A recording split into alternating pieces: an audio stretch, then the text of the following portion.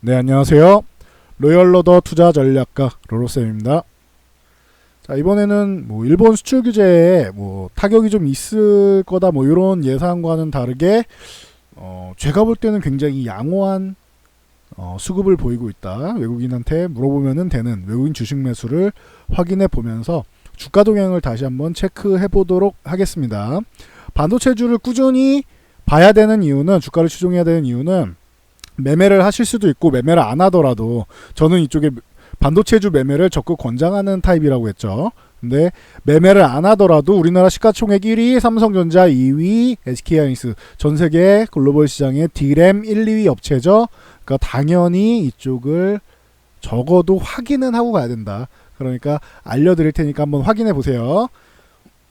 자, 먼저 삼성전자입니다. 제가 매일매일 이거 읽어드리고 있잖아요. 자, 올해 외국인들이 삼성전자를 얼만큼 매수했는지 한번 보세요. 자, 올해 1월 달부터 시작해서 지금까지 삼성전자, 요 빨간색이 외국인입니다. 빨간색이 조금 더 확대를 해볼까요? 이렇게 하면은 늘어나나? 이렇게 하면 그쵸, 이렇게 하면 늘어나죠. 그래프를 좀 크게 보면은 1월 달부터 시작해서 외국인들이 중간에 매수하다가 살짝 조절한 적은 있죠. 이런 식으로 조절한 적은 있어도 외국인들이 매도일색으로 간 적이 없어요. 삼성전자를 단 한 번도. 올해부터 매수한 다음에 살짝 조정, 매수한 다음에 살짝 조정, 이 정도는 있죠. 이 정도는 횡보했다라고 보면 되잖아요. 엄청나게 매도한 게 아니죠. 그리고 나서 결론적으로 지금 몇 주예요? 1억 주를 넘게 매수했어요. 1억 주.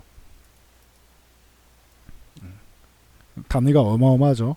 이 정도로 외국인은, 일본이 소재, 제가 그래서 자신감 있게 일본이 소재를 규제해도 이게 글로벌 D램 시장에 엄청난 타격을 주면서 아예 생산량에 막대한 차질을 줄 정도로 강력하게 규제를 하는 게 장기화되진 않을 거다라고 예상한다라고 말씀드렸죠.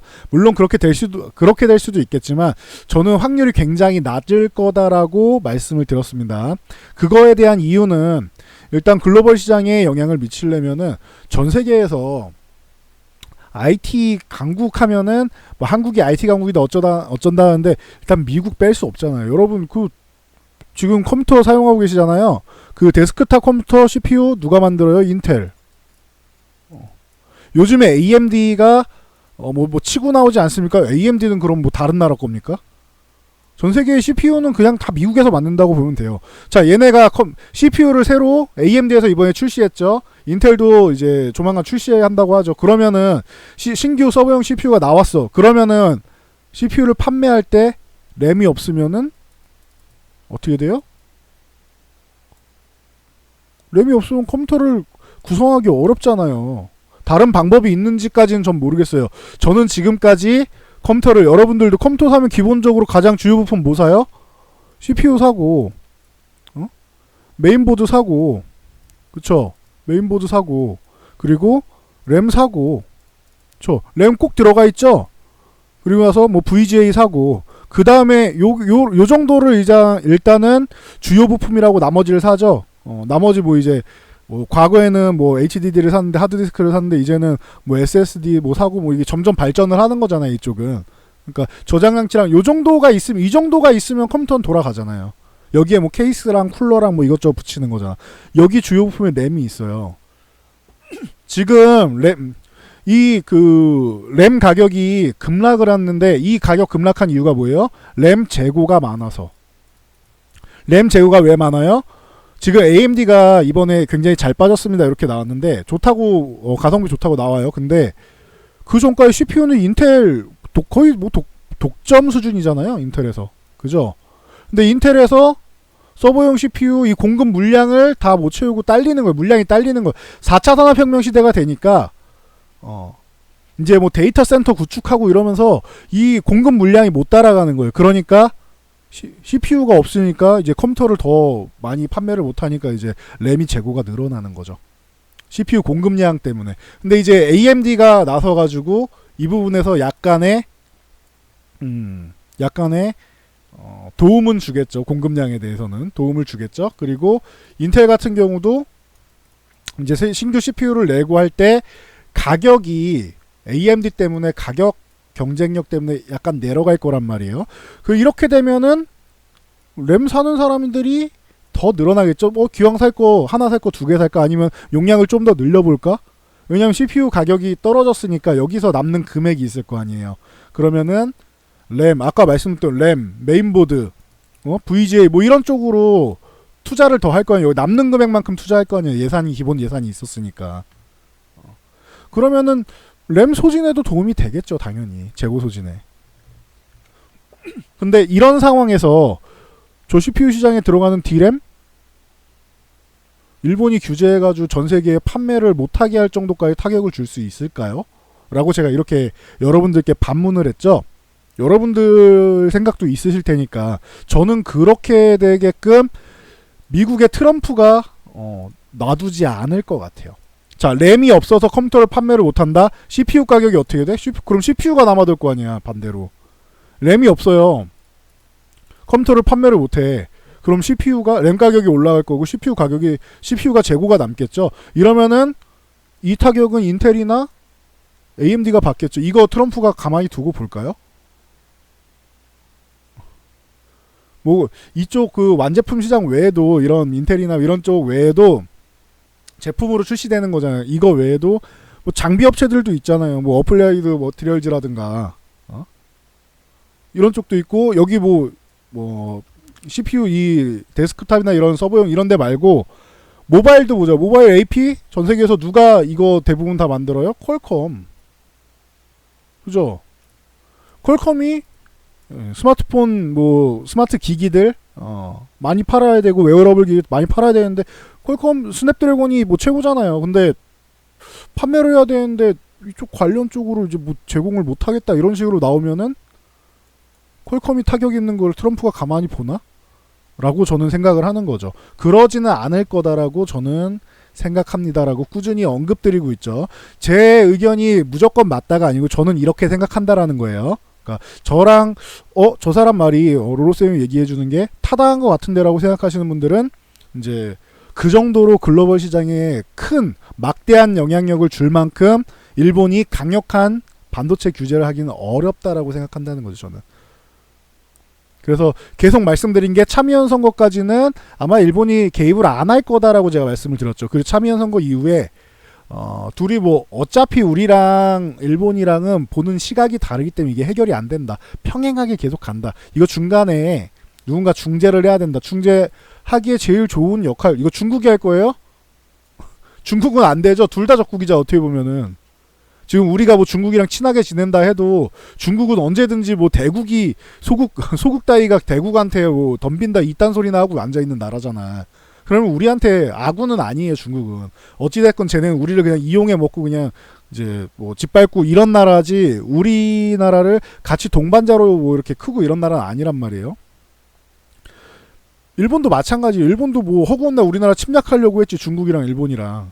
지금도 이제 경제 쪽으로 해가지고 소재나 경제, 금융 이쪽으로 해서 우리나라를 짓밟으려고 하고 있잖아요. 그러니까 둘 다 어떻게 보면은 적국에 가까운 나라들이에요. 물론 이 국가들뿐만 아니라 외교적으로 보면은 전체적으로 서로 이제 물고 물리고 하는 관계들이 있는데, 그러니까 무조건 우리 편이 될 수는 없단 말이에요. 중국 같은 경우는 오히려 적국에 더 가까운 나라지라고 저는 생각합니다. 자, 미국 같은 경우는 적어도 협상이 되는 나라가 아니겠느냐. 저는 이렇게 생각해요. 물론 협상 과정에서 우리가 좀 불리하긴 하죠. 그거는 국가 대 국가의 힘의 차이인 거고, 중국 같은 경우는 협상이라는 것 자체가 잘 안 통하죠. 협상을 하면 왜 안 지키는데 중국 협상을 안 지키잖아요. 근데 미국은 적어도 어느 정도 트럼프 같은 사람들이 나와가지고 협상을 뒤집어 엎어서 재협상하자라고는 해도 이거를 대놓고 아예 안 지키고 그러지도 않잖아요. 중국은 그냥 무시해버리잖아요. 지들 마음대로. 그러니까 중국은 안 되고 미국이 중재를 해야 되는데 이 부분에 대해서는 8월에 가능성이 높지 않겠느냐. 저는 그렇게 생각합니다. 8월 정도에 미국의 중재가 나오지 않겠냐. 그리고 화이트 국가 리스트 이 부분을 제외하는지 진짜로 제외하는지 이거는 전 중요하게 본다고 말씀드렸어요. 그래서 7월이 아니라 8월이 굉장히 중요한 달이 될 것 같다. 이 얘기를 계속 말씀드리고 있죠.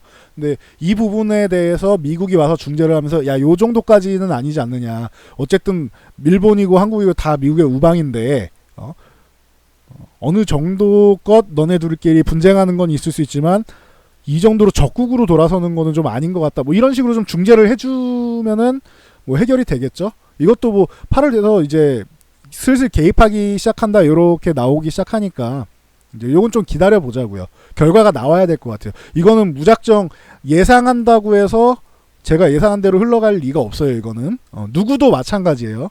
예상한 대로 무조건적으로 흘러가진 않아요. 그 뒤에 뭔가 암묵적인 조건들도 있을 수 있고 이래저래 하니까 요거는 어느 정도 요렇게 해서 중재하겠다 정도 큰 틀만 예상하지 세부적인 거는 뭐 디테일하게는 신경을 못 쓸 것 같아요. 그렇게 해도 잘 안 맞아요. 그건 어려운 거예요. 이거는. 그래서 요 정도까지만 화이트 효과 리스트에서 제외하지 않는 정도만 나와도 제가 볼 땐 괜찮을 것 같아요. 그리고 이게 조금 장기화되더라도 글로벌 시장에 타격을 크게 주지 않는 선에서 그 선에서 어느 정도 해결이 되고 혹은 이제 협상하는 중간에는 뭐 그 소재를 어느 정도는 공급을 한다. 물량 뭐 맞출 수 있을 정도는 뭐 공급을 한다. 그 정도면은 의미가 없는 거죠. 규제하는 것 자체가. 그 정도만 돼도 지연하겠다. 화웨이랑 뭐 미국이랑 정확하게 중국이랑 미국이랑이죠. 하면서 이제 기존의 화웨이 제재 이렇게 지금처럼 강력하게 들어가기 전까지만 해도 중국이 미리미리 내줄 거 내주고 했었으면은 미국이 뭐 관세 같은 경우 부과하는 거를 연장해주겠다. 협상하는 기간 동안은 이런 식으로 나오잖아요. 요거처럼 일본이 미국 많이 따라하니까 일본이 미국 따라하는 것도 요렇게 우리가 그럼 화이트 국가 리스트 제외도 조금 연장을 해보겠다. 협상 테이블에 앉아 있으면은 그 기간까지는 뭐 연장을 해보겠다. 이런 식으로 조금 미루는 것도 가능성이 있지 않겠느냐라고 저는 보고 있습니다. 이거는 좀 더 지켜보자고요. 좀 더 확실해지면. 중요한 건 외국인들이 지금도 계속 산다는 거죠. 자, 7월 달에 소재 규제했는데 7월에 산 것만 해도 어마어마하죠. 그렇죠? 7월에 산 것만 볼까요? 자, 7월 달에 7월 1일부터 해가지고 소재 규제가 이때부터 된 거니까 그러면은 보면은 얼마 샀어요? 올해 1억 주 샀다고 했는데 2,500만 주 4분의 1을 7월에 샀어. 4분의 1을. 이건 여러분 이거는 그냥 숫자로 딱 보이는 거잖아요. 7월에 산 게 올해 전체 산 거에 4분의 1을 7월에만 샀다고요. 7월이 지금 아예 마무리된 것도 아닌데 4분의 1이에요. 어마어마한 양을 샀죠. 그러다 보니까 삼성전자가 지금 벌써 이렇게 올해 고점이죠. 올해 고점이고 기존 저항권인 47,500원. 이건 제가 많이 말씀드렸으니까 이제 다 이해하시죠. 47,500원, 47,000원, 47,500원 요 구간을 돌파해 주는 게 중요하다. 근데 한 번에 돌파 못해도 실망할 거 없다. 밑에 21선 이렇게 쭉 따라오고 있고 얘가 21선 열심히 잘 타고 올라가고 있잖아요. 이 분홍색 선 완전히 이탈해가지고 요것도 이탈을 하긴 했는데 3일 안에 빠르게 회복했죠. 이거 트랙 구간. 그러니까 이건 속임수 구간인 거예요. 이탈했지 너네 손절해버려 그러면서 빠르게 회복한 거죠. 속임수 구간인 거예요. 오히려 제가 이때 말씀드렸죠. 44,000원 만약에 매수 못하신 분들 여기서 한번 정리하고 44,000원 구간으로 밀리면은 여기까지 안 밀릴 것 같은데 적어도 21선이라도 주면 이때 매수하셔라라고 했죠. 45,000원. 만약에 44,000원에 43,500원 이 구간까지 오면은 감사합니다 하고 받아야 되는 구간이다라고 말씀을 드렸었죠. 이때 여기 매도하고 이렇게 받아야 된다. 근데 21선 구간에서 뭐 매수하신 분들 있겠죠. 하루 이틀 정도는 저를 원망하셨을지 모르겠지만 결론적으로는 3일 안에 다 복구해가지고 지금 고점을 두드리고 있습니다. 바로 돌파를 못하더라도 이렇게 밀려서 21선 터치하고 그러면은 46,000원대 뭐 초반 뭐 이렇게 내올 수 있겠죠. 46,000원 전후 이렇게 뭐 살짝 이탈했다 올 수 있다 치고 46,000원 전후까지 조정을 받을 수 있지만 만약에 여기서 지지받는 게 나온다라고는 47,500원 그 다음엔 돌파할 가능성이 높아지지 않겠느냐 이렇게 보고 있습니다. 참고하시면 될 것 같아요. 그래서 삼성전자 지금 외국인 수급만 보면은 얘가 지금 코스피 지수를 지금 막 쭉쭉 끌고 올라가고 있는 모양이다. 이렇게 보시면 되고 넘버 2 SK 하이닉스 같은 경우도 마찬가지입니다. 아까 삼성전자 21선 이탈해서 이렇게 그냥 보여드릴게요. 여기 21선을 이탈해가지고 이렇게 음봉 나온 날 있죠. 이날 제가 하이닉스 보고 뭐라고 했는지 기억나시는 분 잘 생각해보세요. 음봉 나왔는데 얘는 음봉 나왔는데 하이닉스는 66,000원 여기 지지선까지 내려와서 좀 약한 듯 했는데 얘는 양봉이 나왔어요. 제 기억으로 삼성전자가 이날 그래서 2% 밀리고 하이닉스 같은 경우는 거의 3% 가까이 개파락 나와서 이제 양봉으로 끝났어요. 이날 언제 7월 8일이죠. 그래서 이날 삼성전자가 마이너스 2% 가까이 개파락 나와서 마이너스 3%로 가까이 끝났고 2.85니까 이날 SK하이닉스가 굉장히 의미 있는 움직임이 나왔습니다라고 이날 7월 8일이었죠 아까 그죠? 7월 8일 맞죠? 그래서 이날 의미 있는 움직임이 나왔다 그랬죠. 얘는 오히려 3% 가까운 개파락으로 시작해서 66,000원 이 지지선 유지해주는 게 중요하다라고 했는데 여기를 지지해주면서 21선에 딱 붙여서 회복할 듯 말 듯 해서 끝나면서 양봉으로 말아줬다. 그리고 나서 이게 여기 딱 붙여서 끝나니까 불안해서 요거를 위쪽으로 이렇게 잘 올라타는 게 확실한 이런 움직임을 보여줘야 되는데 이걸 갭으로 한번 넘어간 게 굉장히 21선 저항을 갭으로 넘어갔다. 그죠? 그리고 나서 또 61선 저항을 갭으로 넘어갔다. 그러면서 73,000원 다음 저항에 붙여놨는데 여기서 윗꼬리 살짝 달고 내려왔는데 요게 그 다음 주에 이렇게 올라와가지고 위에서 유지만 해줘도 좋다라고 했는데 이거를 이렇게 맞고 살짝 밀렸다 올라가기만 해도 되고 아니면 21선 터치하고 가야 된다 이렇게 말씀을 드렸는데 이것조차 갭으로 돌파했죠. 너무 강하게 올라와줬다. 하이닉스가 그래서 제가 계속 연일 진짜 매일매일 거품 물면서 말씀드렸죠. 이거 너무 강한 것 같습니다. 하이닉스 너무 강한 것 같습니다. 이렇게 말씀을 드렸죠. 기억나시죠? 그리고 나서 이 구간 왔을 때 여기서는 이제 좀 횡보하면서 여기 지지력 테스트를 봤던 횡보하면서 좀 기다려도 됩니다 했는데 일주일 정도 횡보한 다음에 그냥 바로 또 이번 주에 날아가고 시작하죠. 지난주 후반부터 해서 날아가기 시작하죠. 벌써 고점이 다 왔어요.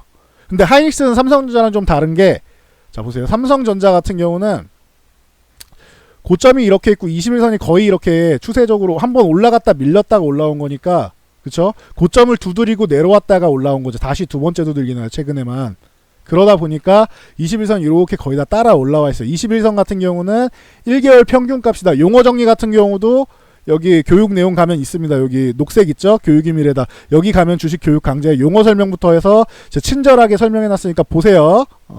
그래서 21선은 이제 1개월의 가격의 평균이에요. 삼성전자 1개월 평균. 이렇게 생각하시면 편해. 1개월 가격 평균이 거의 다 따라왔죠. 지금 고점에 있는데 얼마 안 남았잖아요.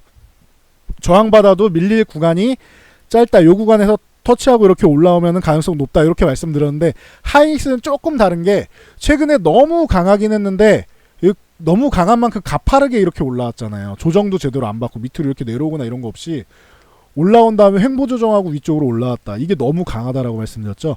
대신 요거는 있어요. 하이닉스 같은 경우는 21선 얘 한 달 평균선이 저 아래에 있어요. 바로 밑에 기존 저항 구간까지밖에 못 왔어. 따라오려면 조금 시간이 걸리겠죠. 그러니까 저항을 돌파 못하고 밀려서 이렇게 중간 정도 와서 여기서 기다리면서 다시 두들기고 이렇게 기다리면서 기다리던지 21선 올라올 때까지 기다렸다 돌파를 하던지 아니면은 제일 좋은 건 돌파까지는 해주고 81,000원에 82,000원 이 구간에서 계속 저항을 받았으니까 여기까지는 돌파를 한번 해주고 이 위에서 계속 횡보를 하든지 못 올라가면서 이제 기다려야 되지 않을까 싶다라는 말씀을 드리고 있습니다. 그러니까 하이닉스는 지금은 이제 매매 구간이 아니고 좀 한동안 조금 쉬는 게 낫지 않나라고 저는 생각하고 있어요. 제 개인적으로는. 그리고 만약에 이게 요렇게 해서 76,000원 이하를 준다거나 이러면은 저는 그때부터 다시 한번 요거를 재매수를 노린다라고 하면은 그때 한번 다시 노려볼 수 있을 것 같아요. 그러니까 중심이 되는 종목 두 종목이고 이게 코스피 지수를 이끌어갈 수 있는 종목들이니까 좀 디테일하게 설명드렸습니다. 수급도 봐드릴게요. 하이닉스까지는. 자 7월에 600만 주 이상 매수했어요. 7월 600만 주 이상. 개인 물량만 다 털렸죠. 600만 주 이상을 7월에 매수했다. 자 올해 아까 삼성전자 1억 주라고 했는데 삼성전자만큼은 아니에요. 시가총액 요건 2위 종목이니까 삼성전자만큼은 아니에요. 근데 올해 올라가면서 좀 줄였다. 여기서 한번 좀 매도가 나왔었죠. 그때 언제야 미중 무역전쟁 그 부분이 해결 합의안에 도달했다라고 했었는데 4월 하순에 파토가 났죠. 중국이 뒤집어 버렸죠. 그러다 보니까 그때부터 해서 엄청나게 하이닉스를 한번 때렸어요. 그래서 제가 하이닉스가 수급이 최근엔 좋지 않아서 66,000원 이 구간까지 좀 기다렸다. 이 구간에서 뭐 매매하는 게 좋을 것 같습니다라고 수차례 말씀드린 거 기억나실 거예요. 이렇게 밀릴 때. 그러면서 66,000원 회복될 때 들어가시면 좋을 겁니다라고 말씀드리고 아까 요런 움직임이 나온 거예요. 회복될 때 들어가면 좋습니다. 그게 요거죠. 이 구간에서도 계속 매수 구간이다. 밀려도 여기서 더 사지는 말고 회복하면 그때 사셔라. 그게 맞다. 왜냐면 혹시나 더 밀릴 수도 있는 거잖아요. 수급이 안 좋았으니까. 근데 수급이 회복되기 시작하면서 요거 요 66,000원 회복하고 이런 구간에서 여기서 샀는데 밀렸다. 더 사면 된다라고 말씀드렸죠. 그리고 나서 어떻게 됐어요? 지금은 저 위까지 올라와 있죠. 이거는 그냥 눈으로 확인되는 거잖아요. 그러니까 여러분도 뭐 요 정도는 이제 흐름 정도는 알고 가시면 좋을 것 같아요. 그래서 뭐 1650만 주 이 중에서 아까 600만 주 정도 7월에 매매한 게 600만 주 정도죠. 그러니까 중간에 한번 매도한 게 있어가지고 올해 1600만 주 중에 600만 주 다시 또 매수를 하고 있다. 그러니까 수급이 이렇게 좋다라는 걸 말씀드리려고 하는 거예요. 삼성전자랑 하이닉스가 이번 달에만 이렇게 매수를 하고 있다.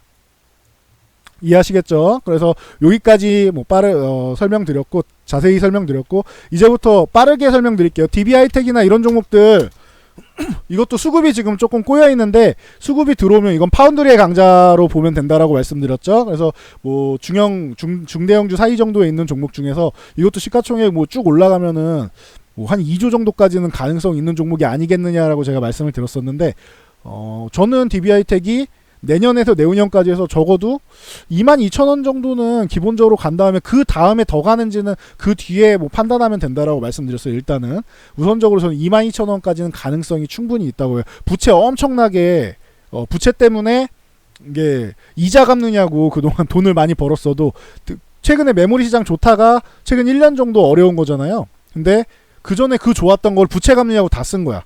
그리고 나서 이제 부채에 대해서 이자 나갈 게 이제 거의 없어요. 그러다 보니까 이제는 실적이 다시 찍히기 시작하면 이거는 다 DB하이텍의 유보금, 시설투자비용 이쪽으로 다 들어갈 겁니다. 기업이 더 커질 수 있는 이런 기회가 왔다라고 보시면 돼요. 그래서 22,000원 정도는 기본적으로 갈 가능성이 있고 13,500원 그리고 그 다음에 15,000원 회복하는 거 중요하다라고 했고 회복한 다음에 17,000원 넘어가면 그 다음에 19,000원까지는 쉬울 것 같아요. 그리고 나서 22,000원까지 노릴 수 있고 그 위는 22,000원까지 간 다음에 제가 다시 한번 확인하고 말씀드린다라고 했죠. 저는 내년까지 해서 22,000원 언제 갈지는 모르겠는데 올해 갈지 내년에 갈지는 모르겠는데 22,000원까지는 어렵지 않을 것 같다라고 저는 보고 있습니다. 이건 그냥 제 개념이에요. 그래서 파운드리의 강자 이거 보시면 된다라고 했고 수급이 지금 아직 안 들어왔는데 수급이 들어와서 요 21선 회복하고 60일선에서 15,000원 회복하면 강해질 가능성이 높다 보시면 되고 실리콘웍스 요거는 이제 뭐 LG 계열이라서 뭐 약간 조금 불안하다 하시는 분들은 매매하시면 안 된다고 했죠. 대신 요것도 수급이 좀 꼬여 있는데 이거는 계속 언급드리죠. 이거는 4만원 가면은 계속 매수하면 된다 이런 말씀을 드렸는데 4만원에 매수해서 44,000원 여기 저항 구간에서 한번 매도했다. 지금 4만원 구간에서 다시 담아볼 수도 있지 않겠느냐라고 생각하고 있습니다. 얘도 중요한 건 요 21선 요 구간을 돌파를 해줘야 돼요. 지금 41,000원 정도 구간에 있는데 이 41,000원 구간에 있는 21선만 올라타서 얘를 위쪽으로 유지해주고 얘가 꼬리를 이렇게 말아 올릴 수 있을 단계가 되면 얘는 위쪽으로 갈 가능성이 높지 않겠느냐라고 보고 있습니다. 그래서 일단 41,000원 위쪽 올라가는 게 우선이고 그러면 44,000원까지는 가능성이 있어 보인다. 그리고 나서 이제 4,000원 단위로 보시면 돼요. 참고하시면 될 것 같고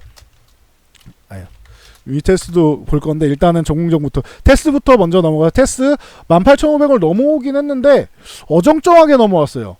이날 장대항복 이렇게 나온 날 좋았는데 돌파 못하고 밀렸죠. 그리고 나서 그 다음에는 거래량이 조금 부족한 게 좀 아쉬워요. 이렇게 넘어오긴 했는데 지금 중요한 건 18,000원 위에서 잘 버티는 거. 잘못하면 얘는 좀 한 번 정도 밀렸다 갈 수도 있어요. 그러니까 여기서 양봉을 하나 세워주면은 조금 더 신뢰도가 올라가지 않을까 싶습니다. 테스 같은 경우는 바로 위에 19,500원까지가 있고 여기 올해 계속 저항받은 게 19,500원인데 사실적으로 보면 지금 위에 얼마 남지도 않아 10%도 안 남았죠. 19,500원 넘어가서 여기를 안착하는 순간 그 다음엔 2만원대 위에서 계속 놀지 않을까 더 발전할 수 있지 않을까 주가가 올라갈 수 있지 않을까 생각하고 있습니다. 참고하시면 될 거예요. 19,500원 돌파가 중요합니다. 18,000원 지금 여기 지지가 확고하지 않다라는 것도 참고하고 계세요. 여기 계속 유지해주는 게 중요하다. 21선 이렇게 올라올 때까지. 신호는 좋아요. 골든크로스 이렇게 나오고 올라오고 있는 모습. 신호는 좋다. 시간이 좀 필요할 수는 있다. 보시면 되고, 원익 IPS가 최근에 엄청 또 강하게 올라왔죠.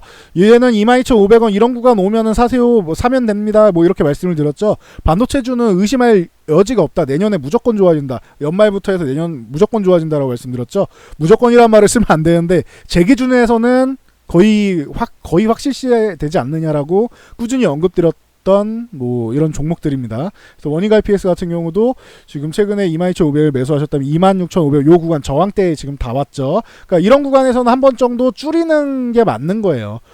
만약에 거래량 실어가지고 장대양봉으로 해서 돌파한다거나 아니면은 갭으로 해서 이거를 시초가부터 돌파해서 양봉을 뽑는다. 이 두 가지 조건 외에는 저항 구간 오면 무조건 줄이는 게 일단 답이에요. 줄이고 아예 뭐 나는 투자의 개념으로 기업과 같이 성장할래 그냥 묻어둘래 이런 분 빼놓고는 트레이딩 많이 하시잖아요. 트레이딩 하시는 분들은 이렇게 줄였다 보는 게 정석이다. 참고로 알고 계시면 될 것 같습니다. 얘도 골든크로스가 나오고 있고 테스는 요 구간에 있어 얘는 좀 더 위쪽에 있으니까 이게 삼성전자랑 아까 항익스 말씀드린 것처럼 삼성전자 21선 이렇게 올라와 있었잖아요. 그러니까 삼성전자 여기 있어도 조금밖에 안 밀린다. 원익 IPS도 21선 이렇게 올라오면 위에서 좀만 버티면은 이 구간에서 좀만 버티면은 얘가 21선 금방 따라 올라오겠죠. 테스는 시간이 조금 걸린다고 했죠. 올라오는데 그런 차이라고 보시면 돼요. 그래서 그렇게 보시면 될 것 같고 원익 IPS가 조금 더 빠를 가능성이 있지 않겠느냐. 26,500원 돌파하면은 위쪽으로 더 이제 그 다음에 이제 아예 상승 추세로 돌아설 가능성이 높지 않겠느냐 이렇게 보고 있습니다. 다음 이번에 유니테스트 아까 잠깐 등장했었는데 테스 검색하다 나왔죠. 이 종목 같은 경우 제가 뭐 유심히 좀 봅시다 이렇게 말씀드렸는데 지난주에 잘해줬어요. 13,000원 이 구간 돌파해주고 여기에 61선 같이 있다라고 말씀드렸죠. 요거 살짝 이탈한 거는 크게 개의치 마시고 13,000원 유지해줬으면 더 좋았을 텐데 약간 이탈한 건 개의치 마시고 이 61선 요 구간 있잖아요. 지금 이게 12,800원 정도 구간에 있어요. 이 구간만 61선 여기 뭐 지지력 테스트 받아도 되니까 요 구간만 유지해서 13,000원 빠르게 회복해서 이 위에서 놀고 있으면 21선 올라온다. 그 다음에 16,000원 정도까지는 뭐 급등이 나오든 아니면 추세적으로 천천히 올라가던 여기까지는 가능성이 있다. 16,000원 가면은 한번 줄이시는 게 맞지 않겠냐. 분할 매수를 하던 줄이는 게 맞지 않겠냐라고 생각하고 있습니다. 그래서 16,000원을 돌파하면 그때 재매수 하시면 되겠죠. 아니면은 저항 돌파 못하고 밀리면은 다시 매수하던가 그렇게 보시면 될 것 같습니다.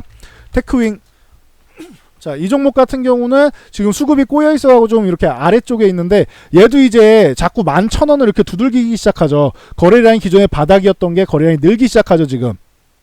그죠? 바닥이었던 거래량이 조금씩 늘어나기 시작하잖아요. 거기다 양봉이 많이 보이기 시작하잖아요. 고점에서 음봉이 자꾸 보인다. 파란색으로 변경. 음봉이 이렇게 자꾸 보인다. 음봉이 이런 식으로 자꾸 보인다.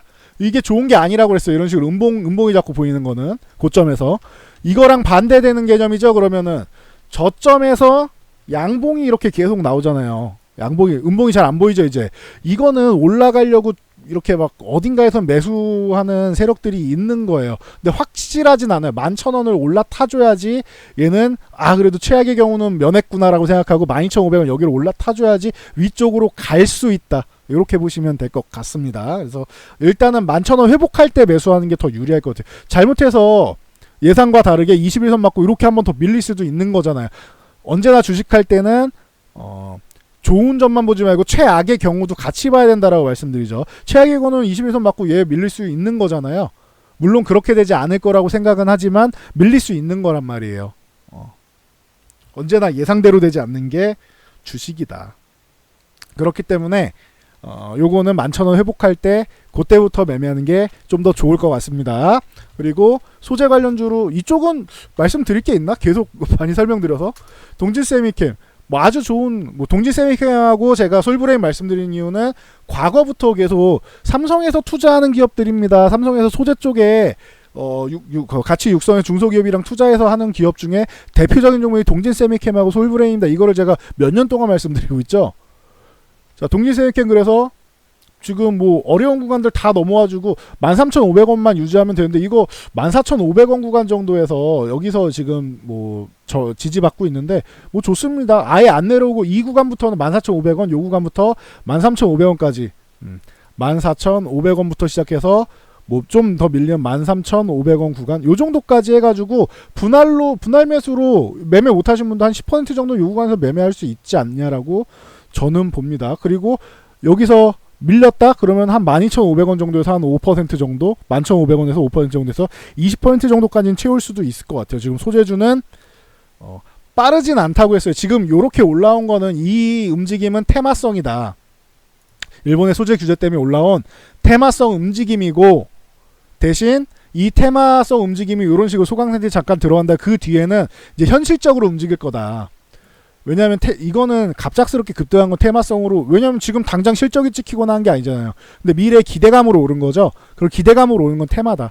근데 이제 투자를 시작해가지고 좀 더 투자를 해서 국가에서도 투자하고 제가 볼 때는 지금 추경 아직 뭐 제대로 하지도 않고 있는데 협의를 뭐 똑바로 해야 되는데 추경에다가 여기서 플러스 알파로 이 소재 관련 쪽 육성까지 넣어가지고 제가 볼 때 한 8조 이상 한 10조 이런 식으로 맞춰서 넘겼으면 좋겠어요. 저는 개인적으로. 근데 뭐 이미 한번 뭐 넣었으니까 어떻게 될지는 모르겠는데 국회로 넘겼으니까 소재 쪽까지 플러스 알파 해갖고 아니면 추경을 뭐 추가적으로 넣던지 해서 소재 육성은 지금 이거는 거의 기정사실화 된 거잖아요. 그러니까 지금 빠르게 안 넣는 거는 일본을 자극할 수 있는 거기 때문에 추경을 바로 못 넣는 게 아닌가 싶어요. 저거 합의되면은 제가 볼 땐 추경으로 해서 이거 소재 쪽에도 좀 더 투자를 하는 것도 방법이 될 수 있지 않을까 싶어요. 그렇게 되면은 아예 이런 소재 관련주들 지금 최근에 막 급등했던 뭐 동진세미케, 우성, 솔브레인 뭐 등등등등 ENF 테크놀로지 뭐 워닝 머티리얼즈, SK 머티리얼즈 많죠. 막 종목들. 이런 종목들이 더욱더 탄력을 받을 수 있을 것 같아요. 그러면은 이제 테마성으로 해가지고 움직였던 게 소재 산업을 키우는 거다 해서 산업으로 넘어가면서 산업의 파이가 커지는 거죠. 기존에 우리나라 소재 산업의 파이가 좀 작았다면은 파이를 점점 이렇게 늘려가는 거죠. 커지는 계열이 될 수 있다. 요 개념만 알고 계시면 될 것 같습니다. 그래서 요거까지 같이 말씀드리려고 이 영상을 만든 겁니다. 소재 관련 쪽까지 좀 말씀드리려고. 그래서 동지세미케 같은 경우는 14,500원에서 13,500원 요 사이에 분할로 10% 만약에 12,500원 감사합니다 하고 5% 추가 11,500원 5% 추가해서 20% 정도까지 이렇게 채울 수는 있을 것 같아요. 근데 무리해서 추경 매수는 안 할 것 같아요. 이거 잘못해서 17,500원 여기 딱 고점 찍고 밑에서 계속 벅벅벅벅 기어다니면 여러분 어떻게 하실 거예요? 그럼 피곤하잖아요. 안 올라가면. 여기서 물려가지고 딱 밑에 내려와서 벅벅 기고 있으면은 피곤하잖아요. 그러니까 이런 식으로 해서 대응하시고 17,500원 요 구간에서 계속 저항을 받고 있으니까 17,500원 정도가 한 번 정도는 비중을 좀 줄여주시는 거 매도를 하든지 아니면은 분할 매도해서 비중을 줄이든지 하시면은 될 것 같습니다. 자 다음 솔브레인. 솔브레인 같은 경우 뭐 최근에 뭐 엄청난 뭐 널뛰기를 하고 있죠. 솔브레인은 제가 이거 여러분들께 진짜 엄청난 선물을 드렸었죠. 당일날 동진세미캠이 대장입니다라고 말씀드리고 동진세미캠 뭐 후성 ENF 테크놀 SK 모티리얼즈 솔브레인 등등 말씀드리면서 솔브레인이 지금 빠르게 못 가고 있는데 솔브레인이 이날 이렇게 아래 꼬리 달고 음봉일 때 그러니까 전일 저점이 47,250원이니까 47,250원 이하였단 말이에요. 47,000원 초반 정도였단 말이에요. 아예 음봉일 때 진짜 요 저점에서 제가 장중에 말씀을 드렸죠. 그러니까 여러분들 이때 제 영상 보신 분들은 엄청난 선물을 받으신 거죠. 그쵸? 47,000원 뭐 이 구간에서 47,000원 구간에서 지금 얼마예요? 8만원대까지 한번 갔다 왔잖아요. 오늘도 갔다 오고 기존에도 갔다 오고. 그리고 제가 이 선을 새로 그어드린 게 아니고 기존부터 계속 말씀드리던 거죠. 요거 만원 단위 이렇게 보면 되는데 65,000원 여기를 이렇게 너무 뭐 쉽게 돌파를 해갖고 여기 유지 잘 해주고 위쪽으로 한번 튀고 위쪽으로 한번 튀고 그럼 75,000원 위쪽에 넘어갔다 고점에서 매도를 못했다고 쳐도 75,000원 이탈할 때 이 구간에서만 매도를 했어도 여러분들은 굉장한 수익이 나온 거죠. 여기서 이만큼. 그래서 솔브레인도 마찬가지예요. 동진세미캠과 마찬가지고 얘도 지금 테마성으로 올라왔는데 이게 솔브레인하고 동진세미캠은 또 유리한 게 그거라고 했죠. 삼성에서 기존부터 투자하고 있던 기업이다. 그러면 다시 소재 산업을 키운다. 얘네부터 당연히 기존에 투자하던 기업부터 투자를 하고 다른 기업에 뭐 더 투자를 하겠죠. 그러면은 동진세미캠 솔브레인 요쪽으로 해가지고는 앞으로 산업화 테마에서 3위 아니죠. 산업화가 될 가능성이 큰 종목, 굉장히 큰 종목이다. 그러니까 애초부터 동진세미캠 솔브레인은 제가 많이 말씀드렸잖아요. 그죠? 그래서 요거는 그렇게 보시면 될 것 같아요. 그래서 65,000원 요 구간에서 매수를 해서 75,000원 요 위쪽에서 매도를 한다. 요것도 충분히 가능한데 얘는 요게 조금 올라오는 게 좀 필요할 것 같아요. 21선이 조금 따라오는 게. 이때 힘을 너무 많이 모아놔가지고 제가 그때 말씀드린 얘 벅벅 기고 있는데 얘는 이거만 돌파하면은 이거 이렇게 못 간 거에 대한 울분을 토해낼 수 있다. 이런 말씀을 드렸죠. 울분을 토해내듯이 막 올라가죠 지금. 요 개념을 좀 알고 계시면 좋을 것 같아요. 그래서 지금 당장 움직임은 테마성 움직임이고 요게 조금 흥분을 가라앉힐 필요가 있다. 그리고 나서 천천히 추세적으로 상승을 하면 그게 산업화에 대한 보답이다. 이 정도로 보시면 됩니다. 마지막으로 DNF. 종목은 정말 많은데 제가 기존에 소개시켜드린 건 요 정도니까 요걸 말씀드리고 있어요. 제가 DNF 같은 경우도 유닛 테스트랑 같이 잘 봐야 됩니다라고 말씀드렸는데 일단 21선, 61선 요 위에는 올라타 있어요. 여기 이탈 안 하는 게 좋습니다. 이 구간은 이탈 안 하는 게 좋고 이게 한 7,400원 정도만 일단 유지해줘도 괜찮을 것 같아요. 7,000 지금 상황에서는 일주일 지났으니까 말씀드릴게요. 지금은 7,400원만 유지해주면 되고 이 구간 유지해주면 되고 이거 이번 주에서 다음 주에 여기 이렇게 21선이 61선을 돌파하는 골든 크로스가 나온다. 그러면 여기 잘 지지받고 여기서 위쪽으로 올라간다. 8,500원 구간 가면은 돌파안에 만회하는데 여기 돌파해주면은 그때부터는 이제 안도성 움직임이 나올 수 있다. 뭐 천천히 추세적으로 이렇게 갈 가능성도 있지 않겠느냐. 일단 DNF는 지금도 매매 구간인 것 같아요. 제가 볼 때는. 지금도 매수해도 되는 구간이 아니겠느냐라고 저는 보고는 있습니다. 이건 제 개인적인 의견이니까 투자에 참고해서 뭐 여러분들이 성공 투자하시면 되겠죠. 그래서 이런 정보들 저는 뭐 많이 드리고 있으니까 뭐 꾸준히 공부를 하시면 좋은 성과가 있을 것 같아요. 1월부터 단 한 번도 빠짐없이 말씀드린 거 제 1번 첫 번째는 4차 산업혁명 관련주고 이거 4차 산업혁명 관련주 너무 많으니까 잘 모르겠다 하시는 분들 4차 산업혁명에 무조건 들어가는 대부분에 들어가는 반도체 들어간다. 지금 가격이 그 재고가 많아서 가격이 떨어지는데 그거는 아까 말씀드린 CPU 공급량이 부족해서 그렇다. 이거 올해 하반기에 빠르면 3분기 늦으면 뭐 4분기에 인텔 뭐 서버용 CPU 뭐 출시될 수 있고 한데 최근에 뭐 AMD가 출시하면서 얘가 먼저 선수를 치면서 잘해주고 있어요. 그러면 인텔이 정신 바짝 차리면서 좋은 거 출시하려고 하겠죠. 그러면 이거 플러스 알파가 되는 거예요. AMD는 사실 크게 기대 안 했었는데 기대보다 너무 잘해준 거란 말이에요. AMD는. 그래서 뭐 지나가는 뭐 AMD도 있긴 합니다. 시즌 초에는 그랬죠. 올해 초에는. 근데 지금은 AMD 강력하게 말씀드리는 게 다들 좋대잖아요. 업계 뭐 써보신 분들이나 다 좋대잖아요. 그러니까 AMD도 D램 재고 소진에 크게 한몫을 할 거고 인텔이 나오면은 얘네도 바짝 판매를 하겠죠.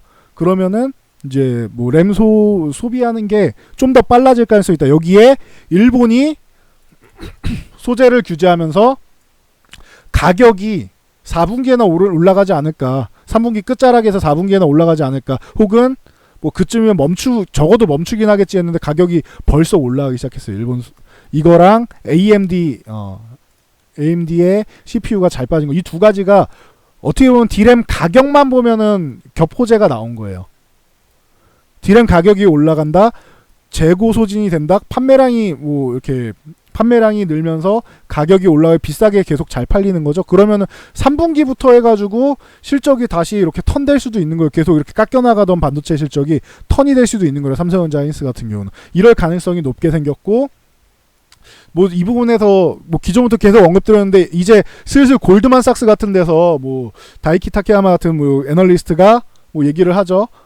2020년 반도체 업황 긍정적이다. 이런 리포트가 이제 슬슬 계속 나오기 시작하잖아요. 외국계에서. 뭐 그 메모리 반도체 공급 업체들의 과잉 재고가 상당 부분 줄었다. 뭐 메모리한테 얘기하는 건 당연히 삼성전자 그리고 SK하이닉스 뭐 그리고 이제 그 마이크론 일본의 엘피다를 뭐 마이크론 뭐 등등 해서 이런 뭐 얘네 세 개만 봐도 사실 우리나라 업체만 해도 뭐 거의 뭐 과점 수준인데 이렇게만 봐도 긍정적이라고 지금 계속 리포트가 이제 슬슬 나오고 있잖아요. 그럼 좋아지는 일만 남지 않았느냐라고 저는 보고 있습니다. 올해 1월에 말씀드렸던 의견이 그대로예요. 4차 산업혁명이 가장 많은 여러분 포트폴리오의 비중을 담고 있어야 되는데 이 중에서 자신 없으면 그냥 반도체주 하시면 됩니다. 해서 소개해드린 이런 종목들 잘 보세요. 뭐 유준테크도 있고 뭐 많다고 했죠. 엄청 많다라고 말씀드렸죠. 이런 종목들이 PSK 같은 경우도 있고 많다라고 했어요. 그런 많은 종목들 그냥 여러분들이 잘 찾아서 보셔도 되고, 찾기 귀찮다 그러면 이런 제가 말씀드린 종목들 매매하시면은 도움이 되실 거라고 저는 생각합니다. 여기까지 말씀드리고 넘어갈게요. 그래서 이 영상이 도움이 되셨다라고 하면은 요 하단에 있는 좋아요 눌러주시고, 이런 좋은 영상을 꾸준히 받아보고 싶다, 거의 매일 올라오죠. 그럼 구독과 알람 눌러주시면 됩니다. 그리고 요 맨 아래 요 댓글 달 수 있는데 요거 터치해 숫자 3 하나씩 남겨주시면은 감사드리겠습니다. 댓글이 많이 달려야 저희도 힘을 내고, 그리고 뭐 대화를 해가지고 좀 더 많은 영상을 남겨드릴 수 있겠죠. 그래서 여기까지 말씀드리고 저는 물러가도록 하겠습니다. 좋은 밤 되시고요. 저는 내일 다시 돌아오겠습니다. 모두 성공 투자하세요.